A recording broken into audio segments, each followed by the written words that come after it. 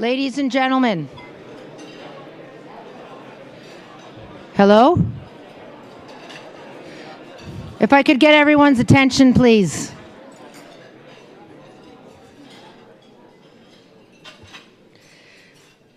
Ladies and gentlemen, please join me in welcoming our webcast viewers. My name is Kilian Riley, President of the Canadian Club of Toronto and your host. Viewers, thank you for joining us. Bienvenue à tous. As you know, our club does a great job of providing a forum for business, political, and cultural leaders to share their ideas with us. Today's panel is a fine example. I would like to start by acknowledging the generous support of today's sponsor, Scotiabank, represented by Kevin Teslick. Thank you. Merci.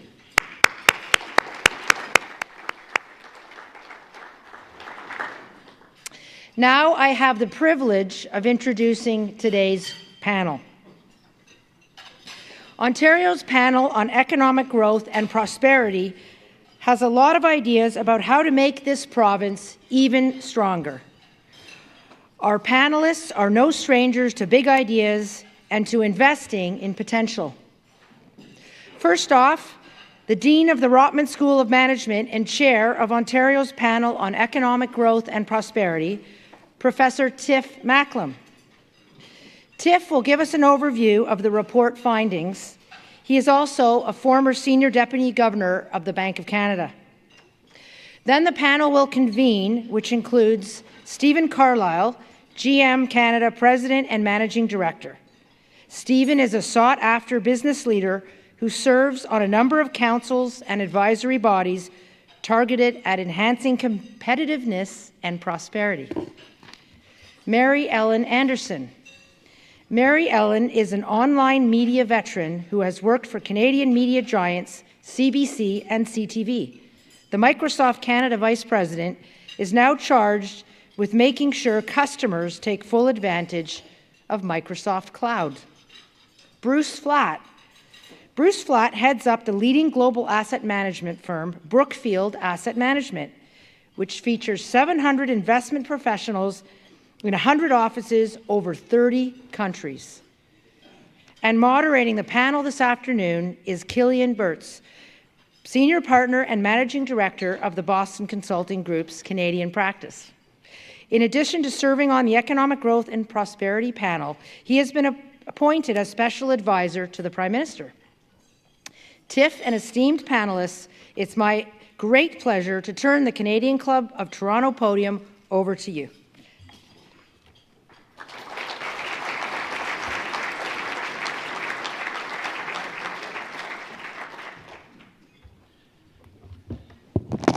Well, thank you, Kilian.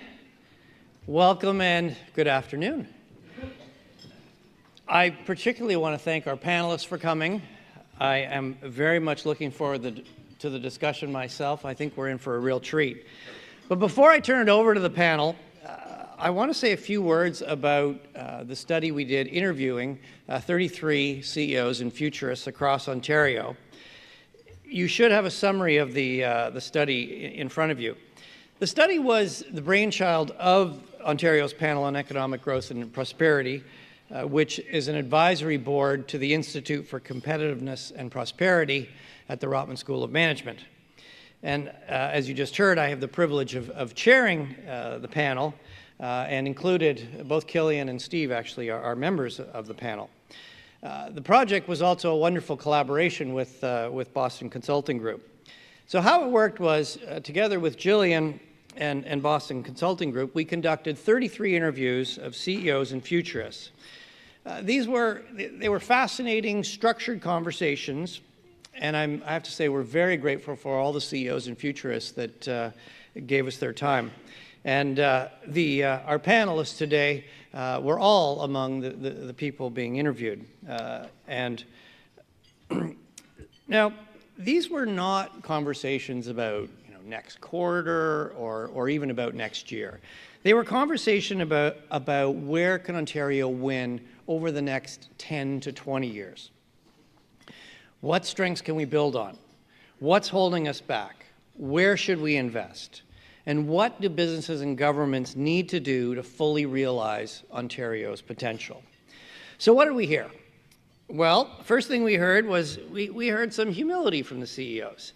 They were the first to admit that they didn't have a crystal ball any more than the rest of us. And they were certainly more comfortable talking about their sector than about the whole of Ontario. But, you know, they're CEOs. So they got over their humility pretty quickly.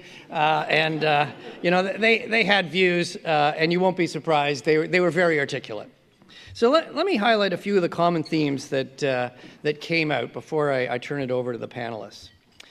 Well, the first thing that came out very clearly was a great deal of optimism about Ontario's potential. Ontario is a great place to live and work, and the quality of life here is unparalleled compared to almost anywhere else in the world. Ontario, and indeed Canada, has abundant natural resources, it has a well-trained labor force, it has strength and diversity, and it has privileged access to global markets, particularly the US and now Europe. At the same time, there was also a strong sense that to sustain the standard of living we've come to enjoy, we're going to have to find some new sources of growth. The sources of economic growth and prosperity are shifting, and realizing Ontario's promise requires change. Now, among the 9 dimensions of competitiveness we tested with the CEOs, there was a strong consensus that our biggest strength is our talent. We have a great education system in this province, and we are home to a diverse population of skilled workers. This multiculturalism that abounds in the province enriches our workforce, both by providing access to a broader pool of labor and skills, but also it's helping companies tap into global markets.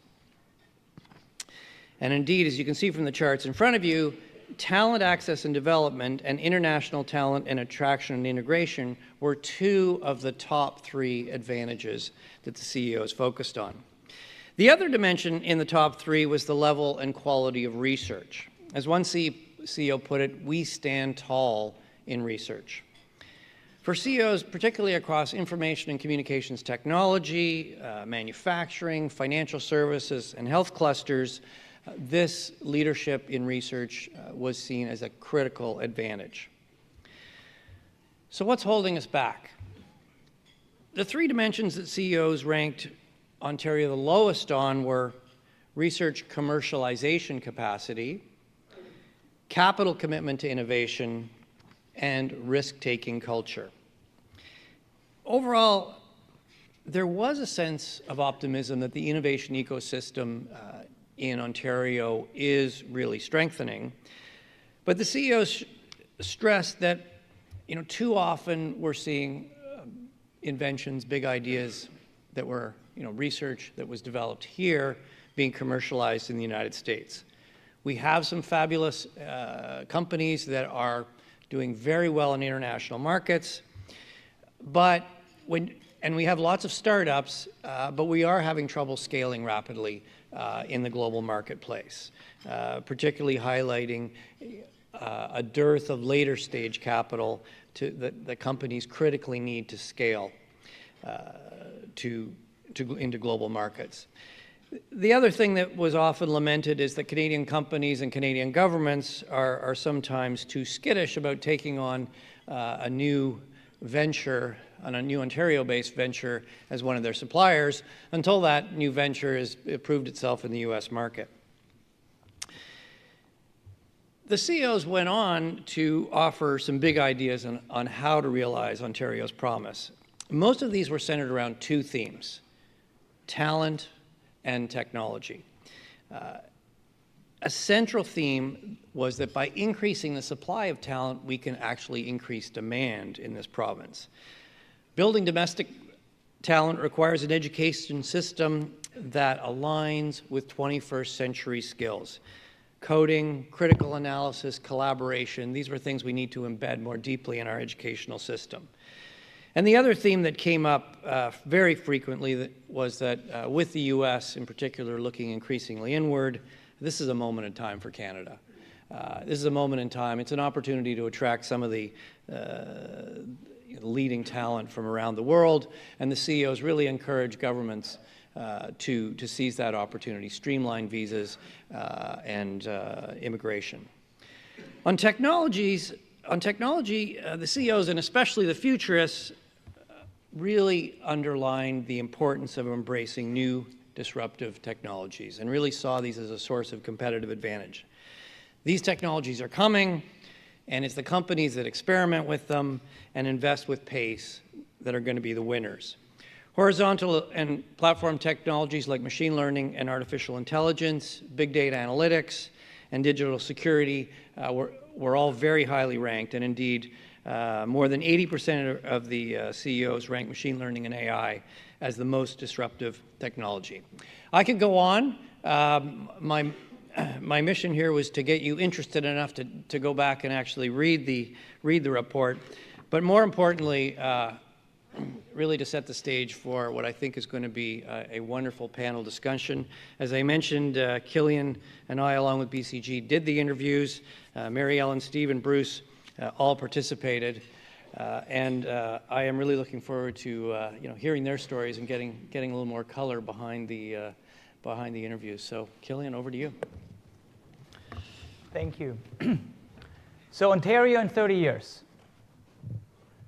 Maybe about 30 million people, maybe about 20 million people between just Oshawa and Waterloo and Barrie. A flourishing economy driven off great talent and great tech-driven innovation, having advanced new sectors, but also our existing sectors. Ontario is the envy of the rest of the world. Our talent advantage is well known, all eyes on Ontario. Or we have a few sectors that are in decline. We can't really compensate for the decline enough. We can't really make our mark around the new generation of jobs and industries. And we stagnate or fall back. What is it going to be? So we had good discussions and debates. We have a few questions prepared, but you all have some opportunity to contribute. I already have one question, so please do contribute as soon as you're ready. And I'll make the best and do the best, hopefully, around bundling those questions. And I look forward to discussion. Bruce, Mary Ellen, and Steve, thank you. First question I'd love to start off with is, I think there's a lot that we have going for ourselves in Ontario, a lot. And I'm sure the vast majority in the room, just like CEOs, couldn't stop talking about how great Toronto is, despite some concerns about what the future may or may not be. What do you think might be missing, though, in the narrative that we can actually translate that sense of we have something great and great assets, translate that into the future so that we make the question maybe truly our destiny? Bruce, let's start here, and then we go along. Thanks, Kilian. And first, for the record, I'll take box A. So look, I'd say the following, and I'm not sure this was captured in the study, and the study can't capture everything. Our view has always been that Canada it's an amazing place to do business out of. And our business is about raising capital many places in the world, but disproportionate amounts in Canada, and investing internationally. And the pension plans are like us. And one of the great unwritten stories in the world today is the Canadian pension plans. And I spend my time traveling around the world and speaking to 300-400 institutional clients around the world. And the Canadian pension plans and the Canadian financial system and the Canadian advisory system and everything that's here is, I can't say it more clearly, it's the envy of everybody in the world. And I think look, machine learning, fantastic, and all the technology things are fantastic, and we should build on all those. But I do think that the more that we can crystallize on the benefits of all of those organizations that are here, these are huge amounts of employment in downtown markets, not only Toronto, but a big part in Toronto, and all the spin-offs that come with it, many people in this room. So I think that story is not, it's known around the world, it's not as recognized in Canada, and I think we need to, I guess, focus on more of that. Very good. It's interesting because when you asked me this question, I didn't think I was so worried about what was missing from the narrative as much as the fact that the narrative is completely missed by people outside of Canada. And so what I mean by that is that we here know that we have this amazing scientific community. But when Microsoft bought Maluba and then invested in Element AI and announced we were going to put a research place in Montreal, so many people inside Microsoft were pinging us and saying, I didn't know you guys were really strong at AI. I didn't know you were fantastic at research. They had no clue. And it's the same sort of thing. I was doing some surfing last night and noticed TechCrunch talked about the fact that hey, believe it or not, Canada's got 3 really strong startup communities. And this is just last April. And they were talking about, of course, Vancouver, Montreal, and the Toronto KW Quarter. So everybody seems to be missing the narrative. So if anything, we need to get a better job of like, okay, here's the 3 things or 4 things we're going to celebrate. And then we have to tell our story and make sure that people know. And again, we know we have a fantastic workforce. It's super diverse. But people are sort of missing that part too. Yeah. So I think it's not so, I'm not worried so much of the fact what's missing. I'm worried that people just don't know enough about us. Well put. Well put. Yeah, I would come at it, if you asked me 2 years ago what was missing in the narrative, I would have answered it more that way, in that, awareness of what the strengths and capabilities were. Because we enter into it as an industry that's going through a big transition from we call it Auto 1.0, so it's cars as you've known them. And in Ontario, that means manufacturing, and moving into what we call Auto 2.0, which are cars that are connected, electric, autonomous, and shared. And by the way, in 30 years, what it'll look like is we're driving around in robo-taxis with a lot less congestion and emissions. So that's one thing. I love that. But I vote for Box A too, because of that. We put ourselves through an inventory of, well, what's really here. I graduated from the University of Waterloo. Shout out to Waterloo. Okay, great. I've come to know that Toronto's a really good school too, so. Which is why I'm on the panel with Tiff and others. Yes. But we went deliberately through 14 schools, every engineering school in Ontario and a couple others outside of the province, just to get a sense of what's there. That's about 2 years ago. And as I look today and what it's like to hire in these skill set areas of ICT and IoT, it's getting more and more difficult. So I think the world has found out. And you described several of the investments. As we were getting ready for the event, we went through and did an inventory of, well, what investments have come into Ontario over the past 18 to 24 months in ICT. And it's pretty phenomenal. It's a global list, the last one that I looked at, and you can see the mix shifting visibly from the United States and Canada becoming more and more prominent on that list, and Ontario specifically. So I think the way the corporate world works is you find something out, you're not necessarily going to tell your neighbor, you're going to get in there as fast as you can. And I think that's what we're seeing right now. That's the stage that we're in. I was asked on another panel, do you see a threat of Industry 4.0 to Toronto, are we being left behind? And it's already happening in Toronto. It really is. And so what I see missing in the narrative, or a gap that we need to think, how do we keep up with that, right? Because my worry would be that we attract these investments, people come, and then they can't hire, right? Because the skill sets have become scarce. AI and machine learning is a great example where we have a terrific talent pool, and in Toronto specifically, and more specifically around the university.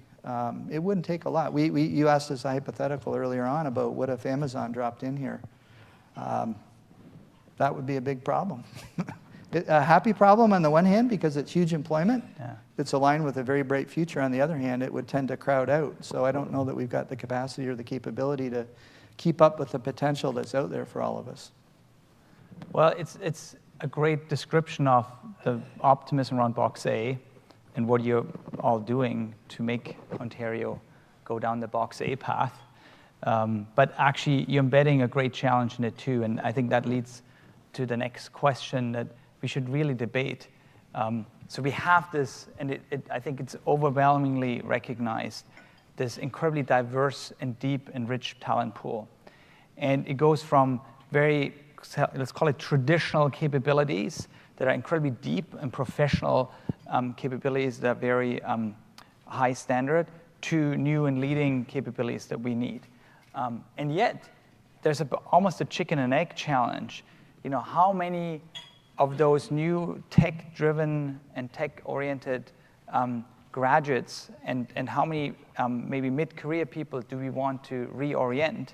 And do we have, on one hand, enough jobs? Or would we potentially, on the other hand, have a constrained supply base? And you brought up the Amazon example. I've heard over last week several people say, even the times where players like Amazon in market looking for 100 or 200 people, it actually makes the local market more competitive already at that point in time. And our local startups have a harder time to attract some of the same people. Mm-hmm. So I think it would be a really great opportunity and problem to solve, to have large international players really committing to Toronto.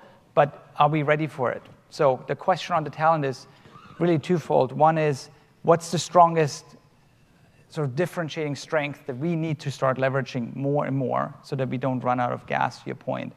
But also, how do we potentially deal with limitations? Because we really wouldn't want a lack of foreign investment just because we say, we're not ready for it. Why don't we go to reverse order? Back to Steve, continue your perspective on that, and then we come back. Well, I think STEM education is something that we're really good at, right? Our numbers, if you stack Ontario up against California, we're prolific in terms of STEM graduates, and our schools get recruited accordingly, right? Some of our schools in the province are very highly recruited in California and in Seattle and so on. So is that happening at the pace? Do we have the throughput for that to continue? And I think the other thing I think about is you strip it away one layer is based on the tendency of the world, is the STEM skill set alone enough to be successful? Because there's a very human part of all these technologies as well, and these products and services. Some people call it STEAM. We put arts into STEM.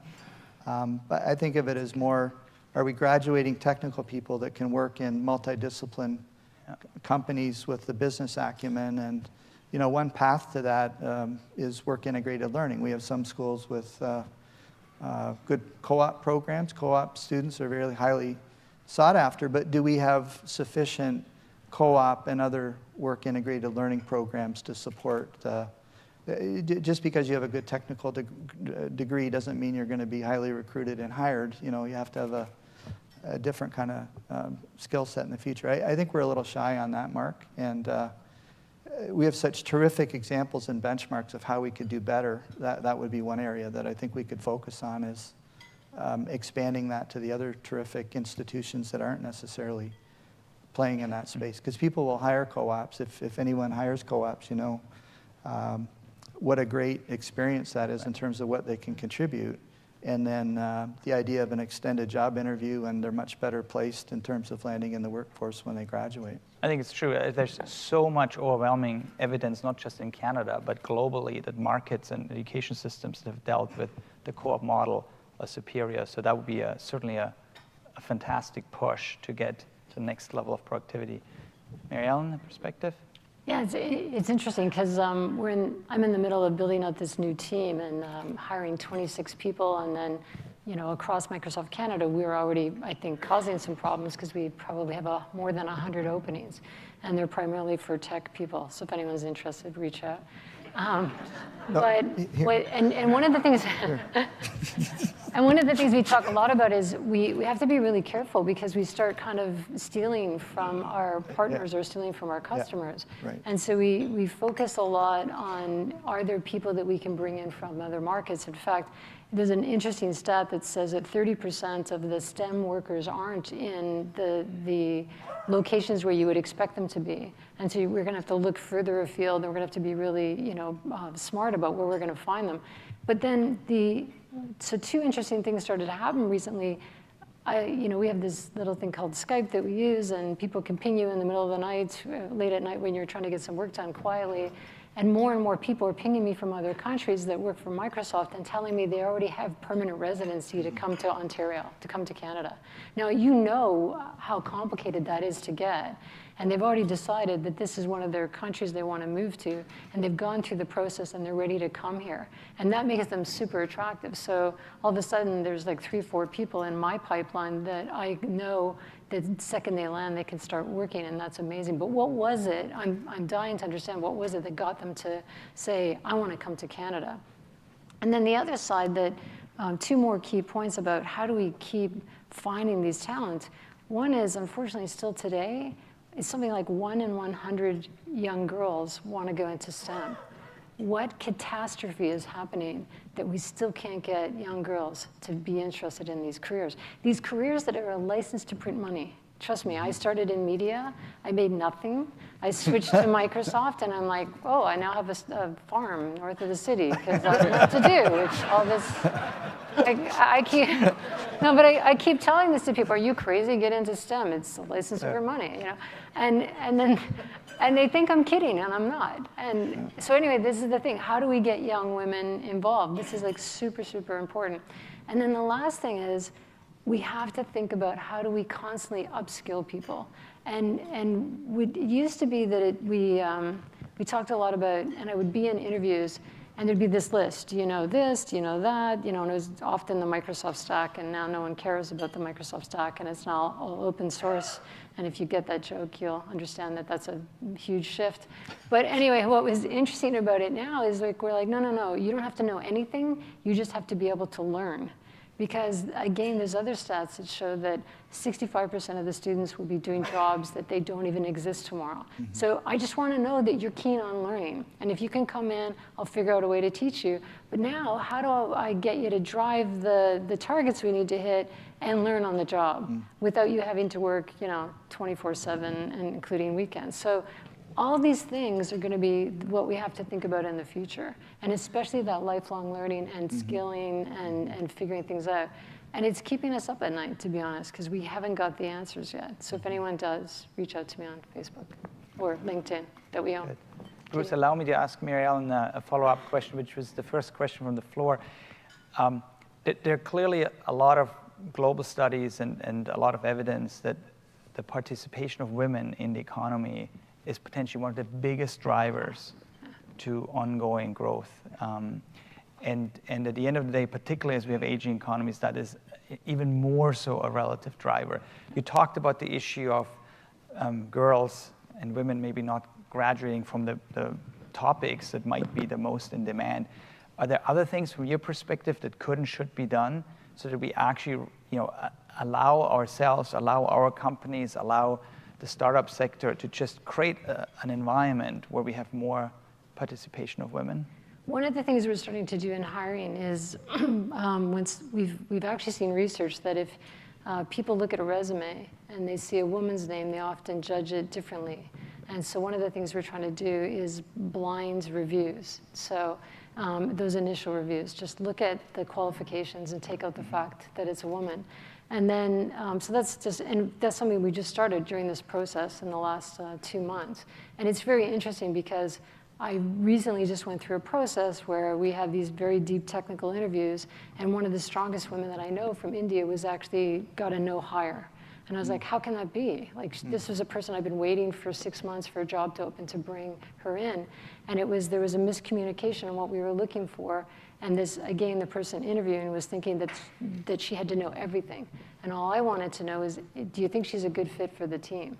Because I know she can learn anything once she gets here. So there's things like that. And then there's ways to how we go about advertising roles. Sometimes it's in a very kind of masculine way, as opposed to a lot of tech speak instead of talking about things that are important to women. Like, you can work mobily or remotely. We respect the work-life balance. We understand you're going to have to, balance life, between your responsibilities to your family and work. So there's all these different ways we have to approach it. And I think that if you think about it, we have this massive shortfall, and yet 50% of the population isn't even really participating in trying to get into that game. And then, as I said, it sets then a lot of women up for being in a position where they're not going to be as financially stable or independent as what a lot of men, the same advantage. You can tell, this is the #1 thing we're thinking about these days, you know. Steve, you're trying to get in. We've shifted our CSR strategy, so with now a much greater emphasis on women in STEM, because the studies that we've looked at would say that there's this critical period around grade 8, kind of at that age, where you're going to make a fundamental decision. Are you going to follow a technical or scientific sort of education path or something else? And so we put a lot of effort in how do we engage girls up until that time frame to get them interested, you know, be in the classroom with employees and working with organizations like Ennui and Go Code Girl and that kind of thing to get girls excited about science and the kind of potential, so that they're thinking about that when they're making that critical decision. The reaction is tremendous when you do that, but it's probably a drop in the bucket compared to what we need to do. Yeah. And then I support also what you're saying in terms of how we do the screening and so on. There's some great tools, by the way, AI type of tools in terms of how to write job descriptions to attract and that's right. and that kind of thing. But I think we need to think about getting much farther upstream in the talent pipeline into you know, elementary school and even before that to get women excited. I can tell you some of that is working because I have 2 girls, grade 6 and grade 9, and they both have come home and said, I'd like to go into STEM. And I didn't even know they knew what that was, right? And then they explained it to me, and it was about right. Bruce, any perspective on the talent question? You know, I just because we have a little bit different business, we're a Canadian-based company, and so we have a different issue, and everyone's always got issues. But our issue is, what we do is, we actually never import anyone to Canada. In fact, our issue is, we're a Canadian-based company. We train lots of people. We bring people in. We train them here, and they always go elsewhere. So we're exporting people. So we may be part of the problem.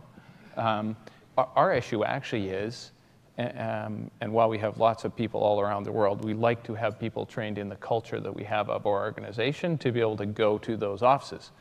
Our issue is, Toronto is a really great place to grow up. It's a really great place to be. And therefore, many people that go around the world, they always want to come back, or they don't want to go. So our actually issue is even that. It's an issue that this is a great place. Therefore, it's a selling feature for all your people to come here. But and that's no different any country in the world. But our issue is we're always trying to export because our service is exporting investment services around the world, and by a Canadian-based company. And so our issue is, how do we make sure we can have enough people that are willing to move around the world and do that kind of thing? Because Toronto's it's a great city, and it's tough to leave. Roots and all those things. I think many, if not all of us, agree. I think you're also alluding to one of the greatest assets that Ontario and Canada has is a lot of Canadians in great international positions that often are somewhat connected to Canada, but not as much. And they're a great asset for us to bring talent both directions, experience in the globe, and then bring them back when it's time to enjoy the beautiful standard of living in Ontario. So we only have about 10 minutes left. I'm going to shift into sort of a category around potential barriers and potential concerns. And I'm going to list a few and then let you react to them. One is, and Tiff alluded to it, it's sort of an observation that, relatively speaking, the reinvestment of corporations in Canada, reinvestment levels are not as high, or the foreign investment attraction is not as high. And a question around, is this a mindset problem around just how much risk we take? Also for the sort of scaling up stage, you know, are we not taking enough risk, or are there other problems, or is there actually a structural problem behind it? And then related to that, there is, I think, a question, you know, are some of the current political decisions, whether it's at the federal level or the provincial level, whether it's minimum wage, et cetera, like are there decisions, tax rates, are there decisions that are actually going the wrong direction? Are they going to drive away some of our top talent? Are they going to drive away companies? Are they going to drive away money that otherwise would come here? Are you concerned? If so, what should we do? So I'll take the first one, which is on investment, just risks and investment. And what I would say is I think I started 30 years ago in business in Canada. And at that point in time, the common thesis was that anybody that goes to the United States is going to get it handed to them, and they're all going to lose their money. And in fact, there were many cases that happened. And I think what the great thing that's happened over the past 25 years, I'll call it, is that there are many great success stories of Canadians going international and doing well. And that now, I think, is in the second phase for Canadian companies. So I think I'm not as negative as on this. I actually think it just takes time. Like, it's been 25 years. Now there's a lot of success stories. The next 25 years is going to be way, way better because it just takes time. And what's happened now is there are all of these stories for people, and boards would say, we're not going to let CEO go and make an acquisition in the United States or in Australia or in the UK or whatever it is because 12 other people blew their brains out. And I think what's changed now is that has opened up. And so I think the next 25 years of building Canadian companies internationally will be much easier because of the success stories over the past number of years. So I think we might look at it as people are being risk averse. I actually don't think so. I actually would say that it's just it takes time, and we've got all the tools, and I think people will do better. I'm a positive guy. Love your optimism. Exactly. In fact, Bruce, when we spoke to him a few months ago, he said, my biggest problem is that I'm dealing with all these global investors, and they would like to co-invest with us. Brookfield, of course, has a terrific track record. And the number one question to ask me is, bring some more ideas from Canada to me. They would love to put more money in Canada. And so there's this question about where do those opportunities come from? In Canada, every one of those investors, international investors, wants to come to Canada. What we have, though, is lots of money and not that many opportunities. Yeah. And but that's fantastic. We just have to hone our skills internationally investing, and those jobs stay here in Canada. Yeah. So that's a very positive thing. Just need a bit more privatization, maybe. That'll help. We'd take that too. Good. Any other thoughts around potential barriers, and do you have concerns? I think I have a little bit of a different perspective on I'd still think of it as a risk-adverse culture that we have in Canada. Where I see it has incredibly improved in the last little while, especially over the last 2 to 3 years. And we see more and more startups being able to stay in Canada. One of the things that I had this great story, I was having breakfast with a venture capitalist from the US, and she was saying, yeah, you guys cracked me up.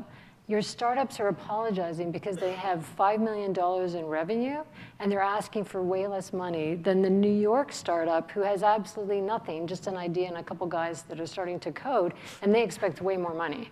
And she says, like, what is this that everybody expects you have to have a business before you actually get investment? And that's from that history of people being risk adverse. Like, prove it to me it's a real business, and then maybe I'll give you 10K. And that's not gonna even keep the lights on. So there's that aspect that I think is interesting, and I see it shifting, which is really, I agree, it's much more positive, and I see us, moving away from it. But the other thing that's really tough, to the point where, our federal government is even talking about it, is companies also, they want to make sure that this new solution has been proven out to the point that it's like flawless before they actually use it. And that gets really difficult. I mean, if you think about the success of Shopify and Hootsuite and Slack, people just embraced it. It wasn't necessarily perfect in the early days, those solutions, and now they're amazing solutions. And so we have to really, whereas again, a lot of the startups and the independent software vendors that I've been working with for the last 5 years, they prove everything out in Canada. They love proving their solutions here, but they go and sell them in the US because somebody in the US will look at it really quickly and then boom, make a decision. Where they're doing 5 and 6 and 7 meetings over a year here in Canada before somebody says, okay, yeah, I guess I'll try you, but only for this small group of people. They're going to use it first and then we'll see.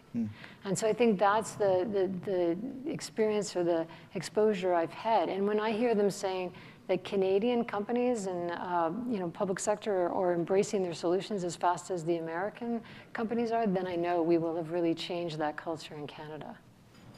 It's a great call out. In fact, you're addressing another question. And Steve, you can probably speak to that too. Yeah. Well, I come at it, if I look at it through the lens of manufacturing, and because we've depended on manufacturing in Ontario for quite a long time, and you can start to make some distinctions within the manufacturing environment. So you have manufacturers that are gravitating to technology faster than others, focusing or shifting resources more into innovation on technology, whether it's product or process.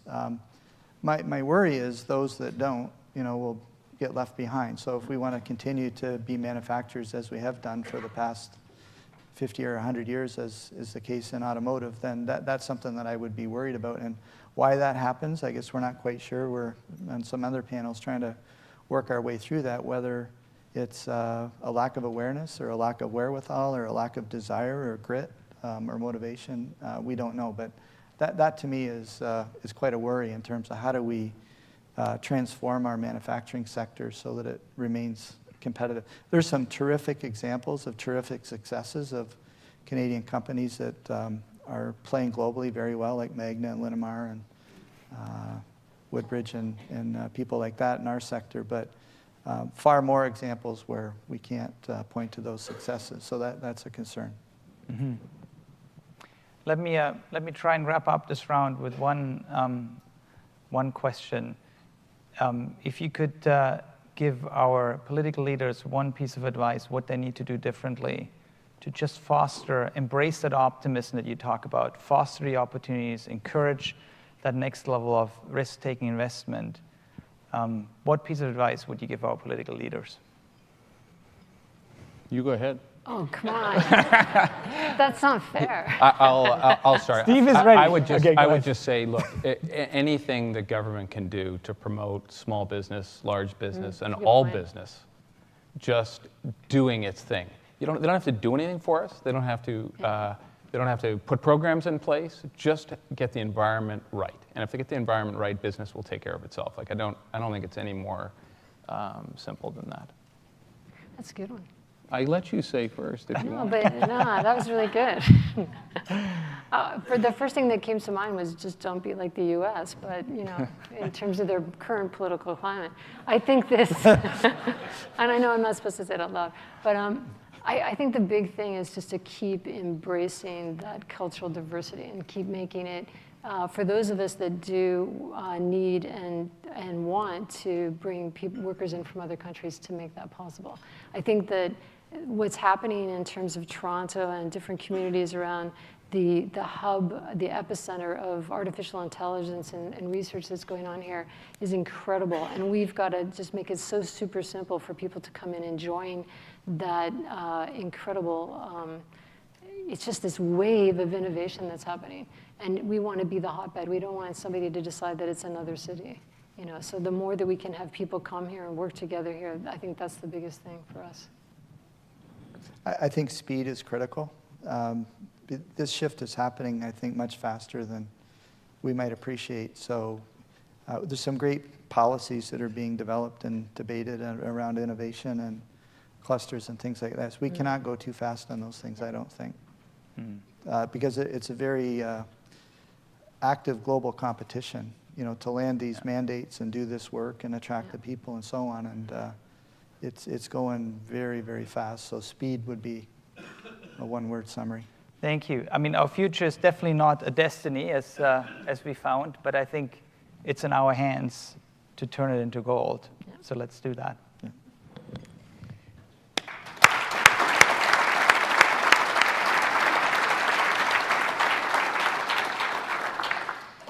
On behalf of the Canadian Club of Toronto, I would like to thank you for kickstarting our season with such a rich and engaging conversation.